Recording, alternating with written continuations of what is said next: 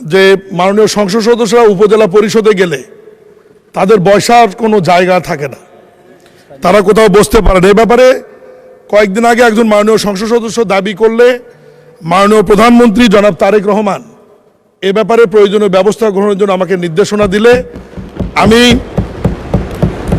স্থানীয় সরকার পল্লী উন্নয়ন সমবায় মন্ত্রী শ্রদ্ধেয় মির্জা ফখরুল ইসলাম স্যারের পরামর্শক্রমে প্রত্যেক উপজেলা পরিষদের দোতলায় অ্যাটাচ বাথরুম সহ আসবাবপত্র সহ মাননীয় সংসদ সদস্য মন্ত্রীদের বসবার জন্য একটি রুম প্রস্তুত করে দেওয়ার জন্য আজকেই আমরা জিও ইস্যু করেছি, ইউনোদের নামে আদেশ দিয়েছি।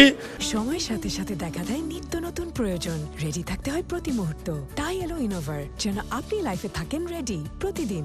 ইনোভার এবং অচিরেই নতুন ভবনে এবং পুরাতন ভবনে যেখানে যে অবস্থায় আছে সেখানেই এই কক্ষর নামটি হবে পরিদর্শন কক্ষ, কারণ মাননীয় সংসদ সদস্যের নামে রুম বরাদ্দর বিধান নাই। এই কারণে পরিদর্শন কক্ষ নামে এই কক্ষটি থাকবে। মাননীয় এমপিরা ওখানে বসে তাদের প্রয়োজনীয় কার্যক্রম এবং সাধারণ মানুষের সঙ্গে দেখা সাক্ষাৎ এবং সময় ব্যয় করতে পারবেন। এবং উল্লেখ্য, কোনো মাননীয় সংসদ সদস্য যদি 2টি উপজেলা থাকে, 3টি উপজেলা থাকে, 4টি উপজেলা থাকে, সমস্ত উপজেলাতেই তারা অফিস থাকবে এবং বসতে পারবেন তারা। আমি এ ব্যাপারে পদক্ষেপ নেওয়ার জন্য মাননীয় প্রধানমন্ত্রী আমাকে নির্দেশনা দেওয়ার জন্যে সকল সংসদ সদস্যদের পক্ষ থেকে মাননীয় প্রধানমন্ত্রীকে সবাইকে একটি করতালি দিয়ে অভিনন্দন জানানোর জন্য ধন্যবাদ জানাচ্ছি।